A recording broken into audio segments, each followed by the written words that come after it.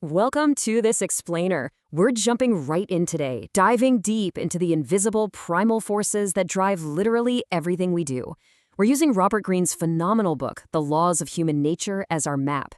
If you've ever wanted to crack the code on why people act the way they do, and honestly, why you act the way you do, you're in exactly the right place. We're talking psychology, manipulation, and the hidden social dynamics of our everyday lives.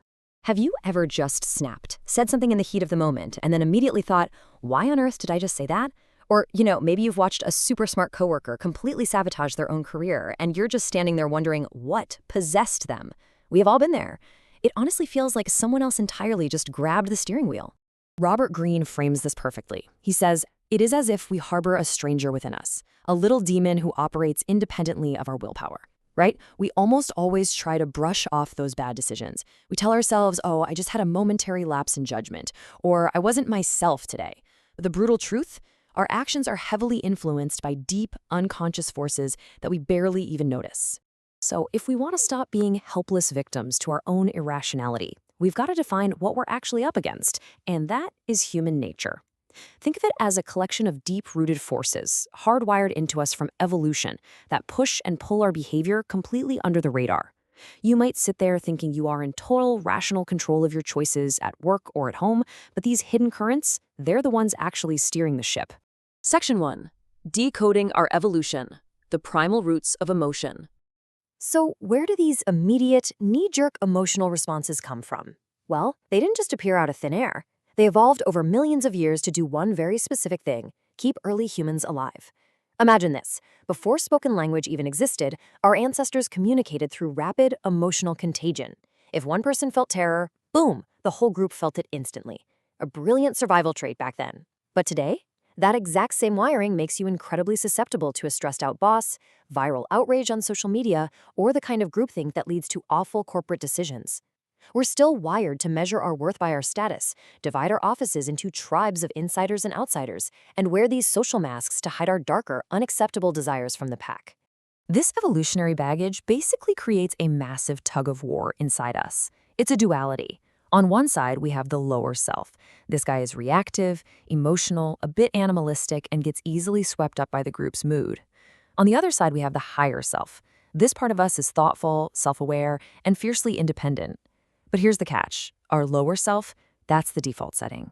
It is strong and it is fast. The higher self is much weaker and requires real conscious effort to turn on. Section 2. The Inner Athena, the Power of Rationalities.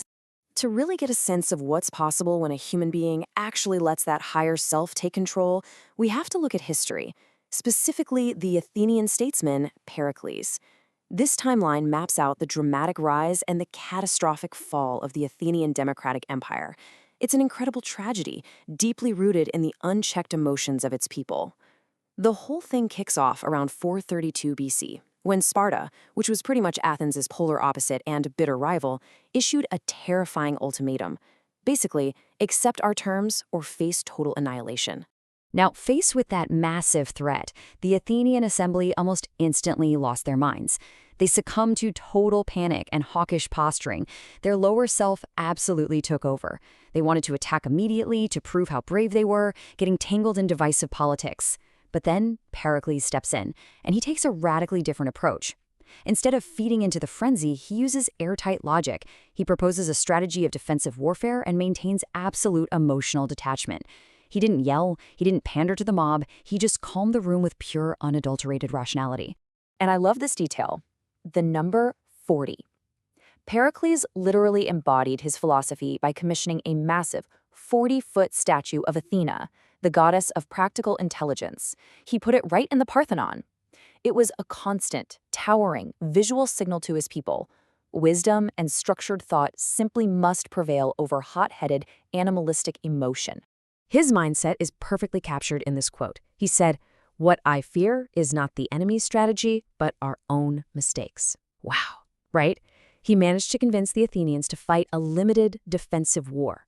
He brilliantly recognized that the biggest threat wasn't actually the fearsome Spartan army marching toward them. No, their greatest threat was their own internal potential for irrational emotional blunders.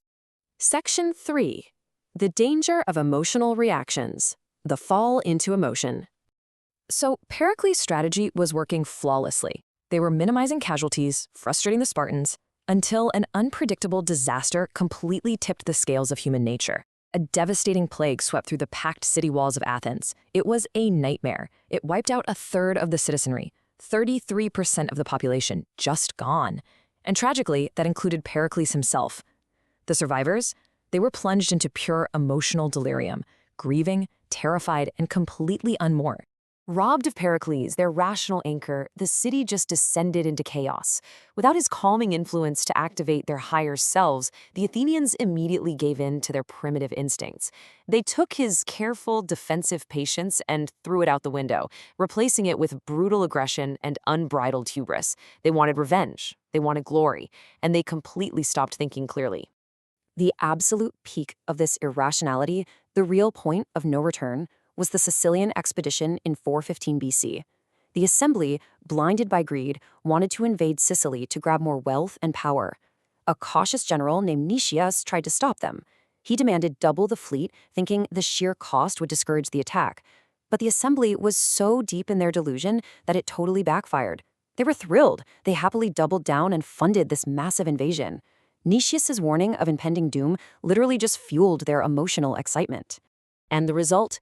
Absolute, total devastation. The entire Athenian armada, ships, men, everything, was wiped out in Sicily. This catastrophic emotional blunder broke the city. It drained them financially and eventually forced a shattered Athens to surrender to Sparta by 405 BC. The golden age of Athens wasn't destroyed by an outside force, it was destroyed from within. Section 4. Mastering your emotional self. Translating history into emotional intelligence. Look, the tragedy of Athens is a brilliant illustration of the law of irrationality. But obviously, we aren't voting on invading Sicily today. We're dealing with demanding bosses, complex personal relationships, and our own internal saboteurs. So how do we actually apply this history? Step 1. You have to recognize that you are just as susceptible to the lower self as that Athenian assembly. You've got biases, you've got triggers. Step 2. Beware of inflaming factors. Notice when you are getting swept up by a group's anger or excitement. And step 3, deliberately cultivate your own rational inner Athena before you react to a toxic person or a sudden crisis. Take a breath, step back, engage the higher self. When you adopt these daily habits and maintain that Athena-like perspective, your social dynamics will completely shift. It's a real game changer. You become a master observer. You stop taking snide office comments personally because you suddenly realize, hey, this is about their insecurities, not mine. You start seeing through the masks people wear. You can neutralize aggressive, toxic types just by maintaining your own emotional balance. They want to trigger you, and when you don't give them that satisfaction, you win. And finally, you start connecting with others through genuine empathy, lowering their defensiveness instead of attacking their ego. Ultimately, studying human nature isn't about judging your coworkers or your friends or society at large. Anton Chekhov hit the nail on the head here. Man will only become better when you make him see what he is like. This whole process is about holding up a brutally realistic mirror to ourselves, because only by seeing our own flaws, our own lower self, can we actually begin to rise above it. So I want to leave you with a final vital question. As you navigate your workplace, your creative projects, or your personal relationships today, ask yourself, who is actually making your choices? Will your next decision be a blind, knee-jerk reaction driven by that emotional stranger inside you? Or will you pause, detach, and call upon your inner Athena? The choice, if you cultivate the awareness to make it, is entirely yours. Thanks for joining me on this explainer, and keep learning.